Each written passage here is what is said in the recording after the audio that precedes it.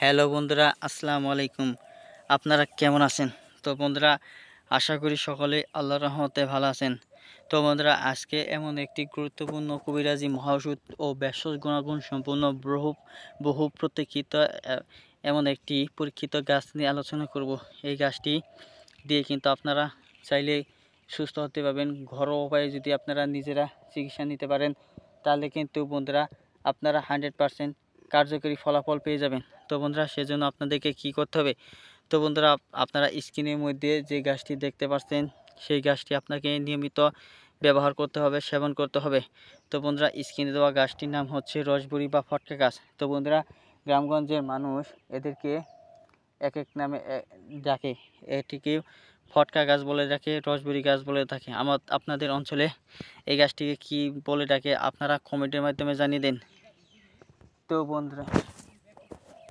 বন্ধুরা, এই গাছটি ব্যবহারের নিয়ম আমি এখন বলে দিচ্ছি। তো বন্ধুরা, আপনারা মনোযোগ সহকারে এই গাছটি নিয়ম শুনে নিন। তো বন্ধুরা, এই গাছটি ব্যবহার করার নিয়ম হচ্ছে, এই গাছটির কাছে সর্বপ্রথম আপনাকে যেতে হবে শনিবার দিন অথবা মঙ্গলবার দিন।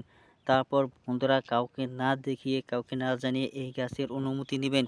এই গাছের অনুমতি নেওয়া শেষ হলে তারপর বন্ধুরা আপনারা কি করবেন, এই তারপরের শনিবার থেকে আপনারা এই গাছের যে দম বন্ধ করে এক টানে এক নিঃশ্বাসে বন্ধুরা এই গাছটি সংগ্রহ করে নেবেন, অর্থাৎ টেনে তুলবেন।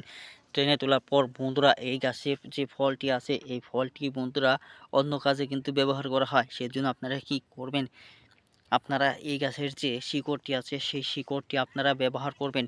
যদি বন্ধুরা এই গাছের শিকড়টি বন্ধুরা আপনারা যদি রাত্রির কালে বন্ধুরা অবশ্যই মাথায় ধারণ করতে পারেন, তাহলে কিন্তু বন্ধুরা অবশ্যই আপনারা 100% কার্যকারী উপকার পেয়ে যাবেন। ধন্যবাদ আপনাদেরকে।